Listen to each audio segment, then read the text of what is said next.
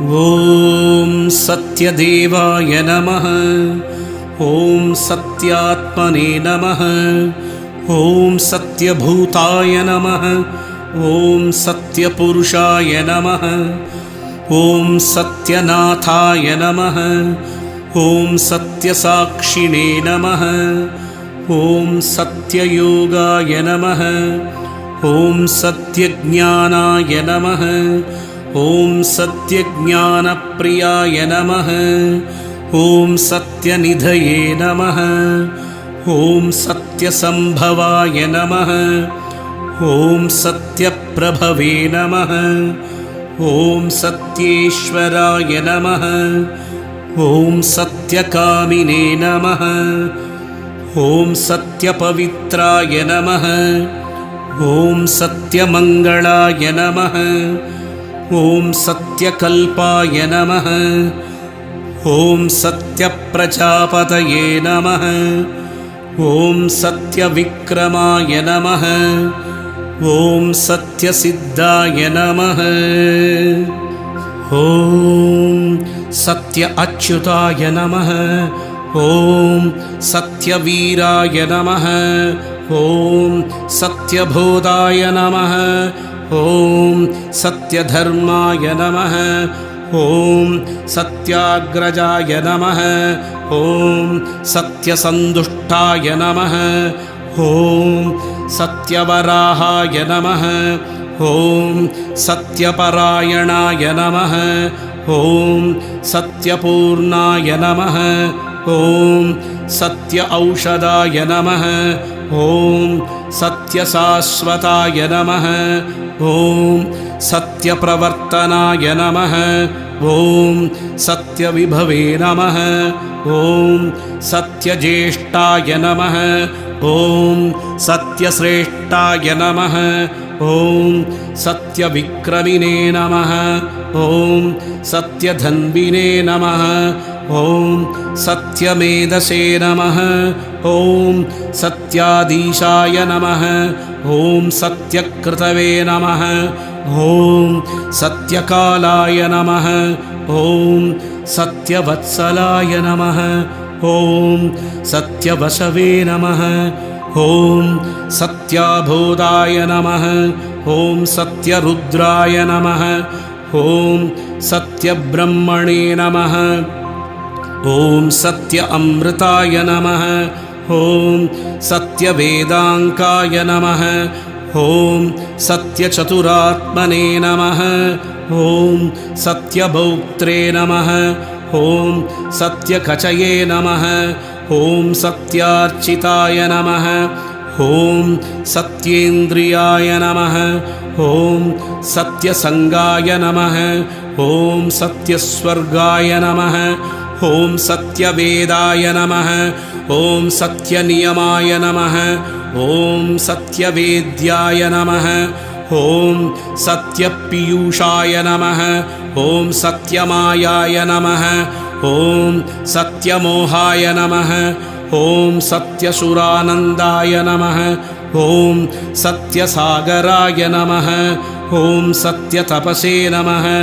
ॐ सत्यसिंहाय नमः। ॐ सत्यमृगाय नमः। ॐ सत्यलोकपालकाय नमः। ॐ सत्यस्थिराय नमः। ॐ सत्य औषधाय नमः। ॐ सत्यदिग्बालकाय नमः। ॐ सत्यधनुर्धराय नमः। ॐ सत्यभुजाय नमः। ॐ सत्यवाक्याय नमः। ॐ सत्यगुरवे नमः। ॐ सत्यन्यायाय नमः। ॐ सत्यसाक्षिणे नमः। ॐ सत्यसंवृताय नमः। ॐ सत्यसम्प्रदाय नमः। ॐ सत्यवह्नये नमः।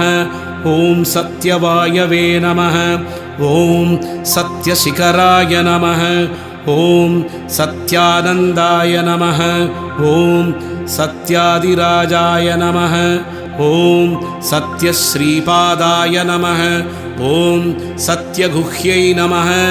ॐ सत्योधराय नमः। ॐ सत्यहृदाय नमः ॐ सत्यकमलाय नमः ॐ सत्यनालाय नमः ॐ सत्यहस्ताय नमः ॐ सत्यबाहवे नमः ॐ सत्यजिह्वाय नमः ॐ सत्यमुखाय नमः ॐ सत्यदंष्ट्राय नमः ॐ सत्यनासिकाय नमः ॐ सत्यश्रोत्राय नमः ॐ सत्यचक्षुषे नमः ॐ सत्यशिरसे नमः ॐ सत्यमकुटाय नमः ॐ सत्याम्बराय नमः ॐ सत्य आभरणाय नमः ॐ सत्य आयुधाय नमः ॐ सत्यश्रीवल्लभाय नमः ॐ सत्यगुप्ताय नमः ॐ सत्यधृताय नमः ॐ सत्यभामारदाय नमः ॐ सत्यग्रहरूपिणे नमः ॐ श्री सत्यनारायण स्वामिने नमः ॐ सत्यदेवाय नमः ॐ सत्यात्मने नमः ॐ सत्यभूताय नमः ॐ सत्यपुरुषाय नमः ॐ सत्यनाथाय नमः ॐ सत्यसाक्षिणे नमः ॐ सत्ययोगाय नमः ॐ सत्यज्ञानाय नमः ॐ सत्यज्ञानप्रियाय नमः ॐ सत्यनिधये नमः ॐ सत्यसम्भवाय नमः ॐ सत्यप्रभवे नमः ॐ सत्येश्वराय नमः ॐ सत्यकामिने नमः ॐ सत्यपवित्राय नमः ॐ सत्यमङ्गलाय नमः ॐ सत्यकल्पाय नमः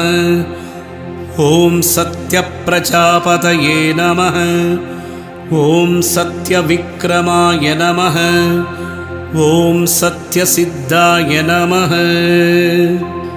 ॐ सत्य अच्युताय नमः ॐ सत्यवीराय नमः ॐ सत्यबोधाय नमः ॐ सत्यधर्माय नमः ॐ सत्याग्रजाय नमः ॐ सत्यसन्तुष्टाय नमः ॐ सत्यवराहाय नमः ॐ सत्यपरायणाय नमः ॐ सत्यपूर्णाय नमः ॐ सत्य औषधाय नमः ॐ सत्यशाश्वताय नमः ॐ सत्यप्रवर्तनाय नमः ॐ सत्यविभवे नमः ॐ सत्यज्येष्ठाय नमः ॐ सत्यश्रेष्ठाय नमः ॐ सत्यविक्रमिणे नमः ॐ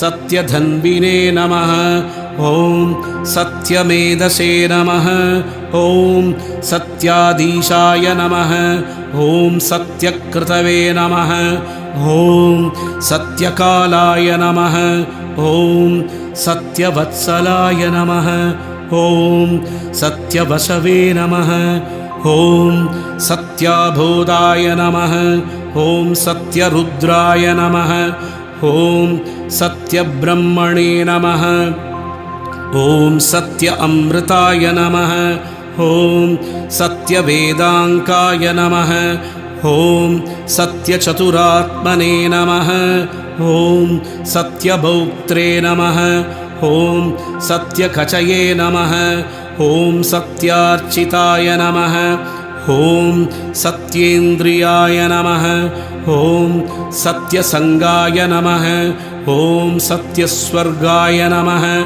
ॐ सत्यवेदाय नमः ॐ सत्यनियमाय नमः ॐ सत्यवेद्याय नमः ॐ सत्यपीयूषाय नमः ॐ सत्यमायाय नमः ॐ सत्यमोहाय नमः ॐ सत्यसुरानन्दाय नमः ॐ सत्यसागराय नमः ॐ सत्यतपसे नमः ॐ सत्यसिंहाय नमः ॐ सत्यमृगाय नमः ॐ सत्यलोकपालकाय नमः ॐ सत्यस्थिराय नमः ॐ सत्य औषधाय नमः ॐ सत्यदिग्बालकाय नमः ॐ सत्यधनुर्धराय नमः ॐ सत्यभुजाय नमः ॐ सत्यवाक्याय नमः ॐ सत्यगुरवे नमः ॐ सत्यन्यायाय नमः ॐ सत्यसाक्षिणे नमः ॐ सत्यसंवृताय नमः ॐ सत्यसम्प्रदाय नमः ॐ सत्यवह्नये नमः ॐ सत्यवायवे नमः ॐ सत्यशिखराय नमः ॐ सत्यानन्दाय नमः ॐ सत्यादिराजाय नमः ॐ सत्यश्रीपादाय नमः ॐ सत्यगुह्यै नमः ॐ सत्योधराय नमः ॐ सत्यहृदाय नमः ॐ सत्यकमलाय नमः ॐ सत्यनालाय नमः ॐ सत्यहस्ताय नमः ॐ सत्यबाहवे नमः ॐ सत्यजिह्वाय नमः ॐ सत्यमुखाय नमः ॐ सत्यदंष्ट्राय नमः ॐ सत्यनाशिकाय नमः ॐ सत्यश्रोद्राय नमः ॐ सत्यचक्षुषे नमः ॐ सत्यशिरसे नमः ॐ सत्यमकुटाय नमः ॐ सत्याम्बराय नमः ॐ सत्य आभरणाय नमः ॐ सत्य आयुधाय नमः ॐ सत्यश्रीवल्लभाय नमः ॐ सत्यगुप्ताय नमः ॐ सत्यधृताय नमः ॐ सत्यभामारदाय नमः ॐ सत्यग्रहरूपिणे नमः ॐ श्री सत्यनारायण स्वामिने नमः ॐ सत्यदेवाय नमः ॐ सत्यात्मने नमः ॐ सत्यभूताय नमः ॐ सत्यपुरुषाय नमः ॐ सत्यनाथाय नमः ॐ सत्यसाक्षिणे नमः ॐ सत्ययोगाय नमः ॐ सत्यज्ञानाय नमः ॐ सत्यज्ञानप्रियाय नमः ॐ सत्यनिधये नमः ॐ सत्यसम्भवाय नमः ॐ सत्यप्रभवे नमः ॐ सत्येश्वराय नमः ॐ सत्यकामिने नमः ॐ सत्यपवित्राय नमः ॐ सत्यमङ्गलाय नमः ॐ सत्यकल्पाय नमः ॐ सत्यप्रजापतये नमः ॐ सत्यविक्रमाय नमः ॐ सत्यसिद्धाय नमः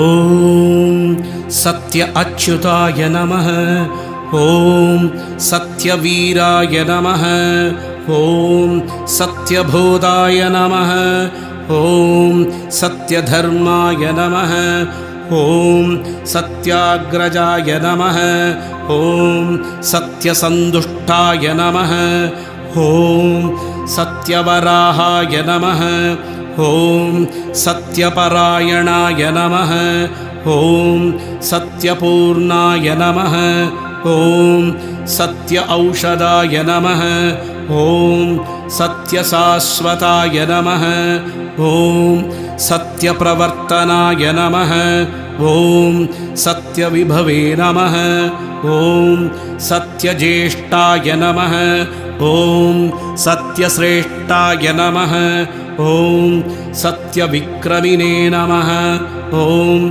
सत्यधन्विने नमः ॐ सत्यमेधसे नमः ॐ सत्याधीशाय नमः ॐ सत्यकृतवे नमः ॐ सत्यकालाय नमः ॐ सत्यवत्सलाय नमः ॐ सत्यवसवे नमः ॐ सत्याबोधाय नमः ॐ सत्यरुद्राय नमः ॐ सत्यब्रह्मणे नमः ॐ सत्य अमृताय नमः ॐ सत्यवेदाङ्काय नमः ॐ सत्यचतुरात्मने नमः ॐ सत्यभोक्त्रे नमः ॐ सत्यकचये नमः ॐ सत्यार्चिताय नमः ॐ सत्येन्द्रियाय नमः ॐ सत्यसङ्गाय नमः ॐ सत्यस्वर्गाय नमः ॐ सत्यवेदाय नमः ॐ सत्यनियमाय नमः ॐ सत्यवेद्याय नमः ॐ सत्यपीयूषाय नमः ॐ सत्यमायाय नमः ॐ सत्यमोहाय नमः ॐ सत्यसुरानन्दाय नमः ॐ सत्यसागराय नमः ॐ सत्यतपसे नमः ॐ सत्यसिंहाय नमः ॐ सत्यमृगाय नमः ॐ सत्यलोकपालकाय नमः ॐ सत्यस्थिराय नमः ॐ सत्य औषधाय नमः ॐ सत्यदिग्बालकाय नमः ॐ सत्यधनुर्धराय नमः ॐ सत्यभुजाय नमः ॐ सत्यवाक्याय नमः ॐ सत्यगुरवे नमः ॐ सत्यन्यायाय नमः ॐ सत्यसाक्षिणे नमः ॐ सत्यसंवृताय नमः ॐ सत्यसम्प्रदाय नमः ॐ सत्यवह्नये नमः ॐ सत्यवायवे नमः ॐ सत्यशिखराय नमः ॐ सत्यानन्दाय नमः ॐ सत्यादिराजाय नमः ॐ सत्यश्रीपादाय नमः ॐ सत्यगुह्यै नमः ॐ सत्योधराय नमः ॐ सत्यहृदाय नमः ॐ सत्यकमलाय नमः ॐ सत्यनालाय नमः ॐ सत्यहस्ताय नमः ॐ सत्यबाहवे नमः ॐ सत्यजिह्वाय नमः ॐ सत्यमुखाय नमः ॐ सत्यदंष्ट्राय नमः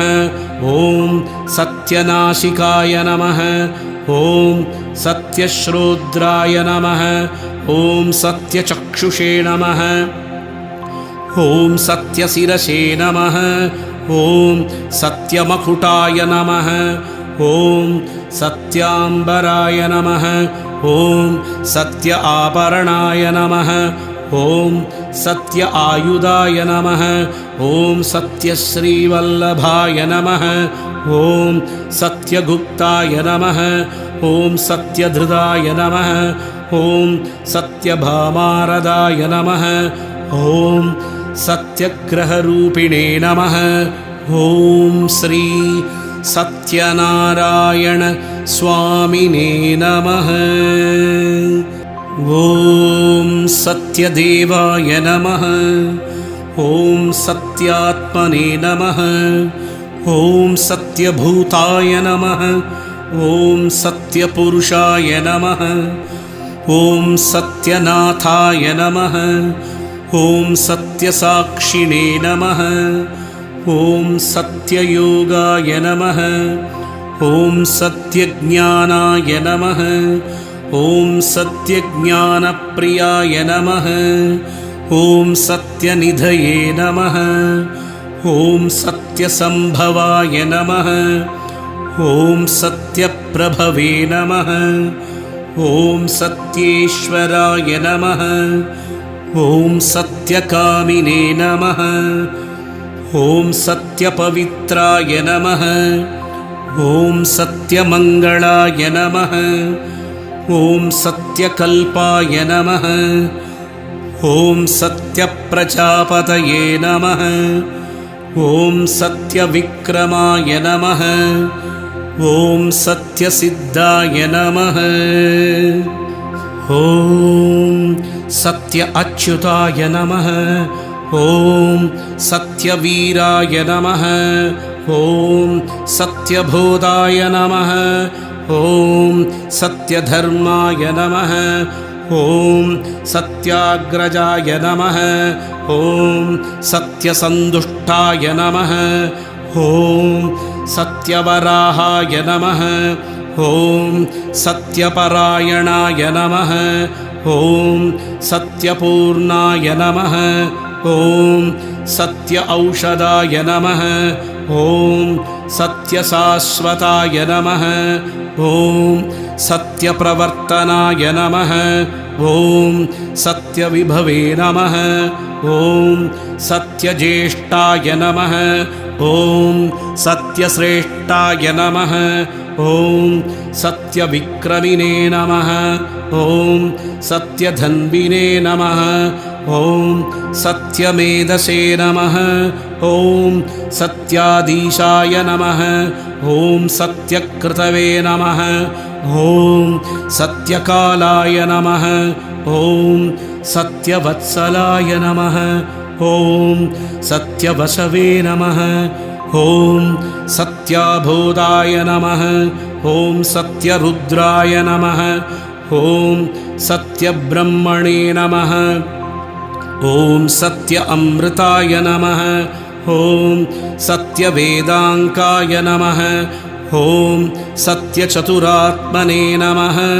ॐ सत्यभोक्त्रे नमः। ॐ सत्यकचये नमः। ॐ सत्यार्चिताय नमः। ॐ सत्येन्द्रियाय नमः। ॐ सत्यसङ्गाय नमः। ॐ सत्यस्वर्गाय नमः। ॐ सत्यवेदाय नमः। ॐ सत्यनियमाय नमः। ॐ सत्यवेद्याय नमः। ॐ सत्यपीयूषाय नमः। ॐ सत्यमायाय नमः। ॐ सत्यमोहाय नमः। ॐ सत्यसुरानन्दाय नमः। ॐ सत्यसागराय नमः। ॐ सत्यतपसे नमः। ॐ सत्यसिंहाय नमः। ॐ सत्यमृगाय नमः। ॐ सत्यलोकपालकाय नमः। ॐ सत्यस्थिराय नमः। ॐ सत्य औषधाय नमः। ॐ सत्यदिग्बालकाय नमः। ॐ सत्यधनुर्धराय नमः। ॐ सत्यभुजाय नमः। ॐ सत्यवाक्याय नमः। ॐ सत्यगुरवे नमः। ॐ सत्यन्यायाय नमः। ॐ सत्यसाक्षिणे नमः। ॐ सत्यसंवृताय नमः। ॐ सत्यसम्प्रदाय नमः। ॐ सत्यवह्नये नमः। ॐ सत्यवायवे नमः। ॐ सत्यशिखराय नमः। ॐ सत्यानन्दाय नमः। ॐ सत्यादिराजाय नमः। ॐ सत्यश्रीपादाय नमः। ॐ सत्यगुह्यै नमः। ॐ सत्योधराय नमः। ॐ सत्यहृदाय नमः। ॐ सत्यकमलाय नमः। ॐ सत्यनालाय नमः। ॐ सत्यहस्ताय नमः। ॐ सत्यबाहवे नमः। ॐ सत्यजिह्वाय नमः। ॐ सत्यमुखाय नमः। ॐ सत्यदंष्ट्राय नमः। ॐ सत्यनासिकाय नमः। ॐ सत्यश्रोद्राय नमः। ॐ सत्यचक्षुषे नमः। ॐ सत्यशिरसे नमः। ॐ सत्यमकुटाय नमः। ॐ सत्याम्बराय नमः। ॐ सत्य आभरणाय नमः। ॐ सत्य आयुधाय नमः। ॐ सत्यश्रीवल्लभाय नमः। ॐ सत्यगुप्ताय नमः। ॐ सत्यधृदाय नमः। ॐ सत्यभामारदाय नमः। ॐ सत्यग्रहरूपिणे नमः। ॐ श्री सत्यनारायण स्वामिने नमः। इति श्री सत्यनारायण अष्टोत्तरशतनामावळि सम्पूर्णम्।